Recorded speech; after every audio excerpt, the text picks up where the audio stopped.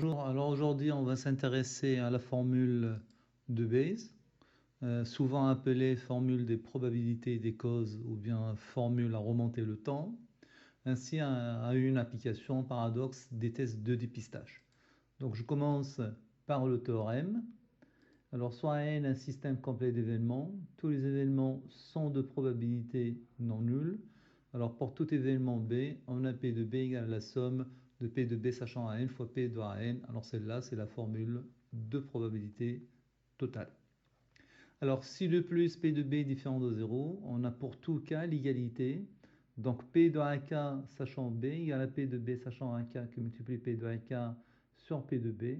Alors regardez ici, hein, là on avait P de AK sachant B, et là ils se sont alternés, on se retrouve avec P de B sachant AK.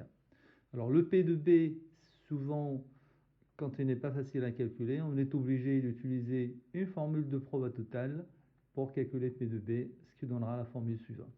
Alors cette formule est souvent utilisée lorsque le système complet est constitué de A et de son événement contraire à bar, donc d'un événement et son contraire. Dans ce cas, la formule se simplifie en P de A sachant B égale à P de B sachant A fois P de A sur P de B, sinon égale aussi à P de B sachant A que multiplie P de A sur P de B sachant A que multiplie P de A plus P de B sachant A à bar que multiplie P de A à bar. Maintenant, on va essayer de voir une application au test de dépistage. Vous êtes directeur de cabinet du ministre de la Santé. Une maladie comme le coronavirus est présente dans la population dans la proportion d'une personne malade sur 10 000 personnes. Un responsable d'un grand laboratoire pharmaceutique vient vous vanter son nouveau test de dépistage.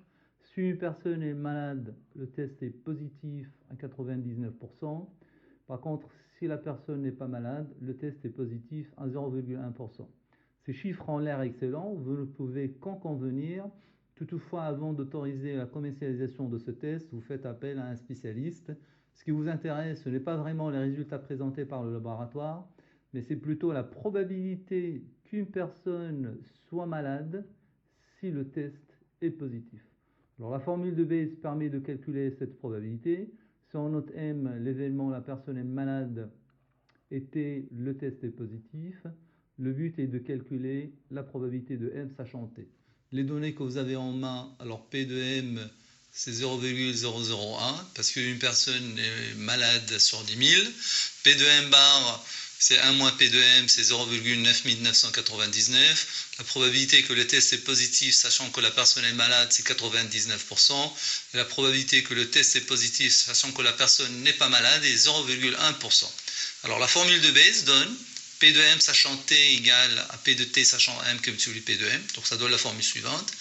Et une fois qu'on a remplacé les termes par leur valeur, on se retrouve avec 0,09.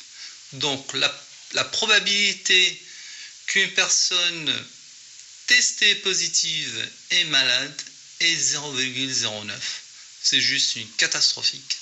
C'est juste catastrophique. Il n'y a que 9% de chances qu'une personne positive au test soit effectivement malade. C'est tout le problème des tests de dépistage pour des maladies rares. Ils doivent être excessivement performants sous peine de donner beaucoup trop de faux positifs. Alors la formule de Bayes a longtemps été formule des probabilités des causes. Elle permet en effet de remonter le temps, c'est-à-dire de calculer la probabilité d'une cause, sachant celle de sa conséquence. Longtemps, elle a été regardée avec beaucoup de circonspection par les statisticiens de tous bords.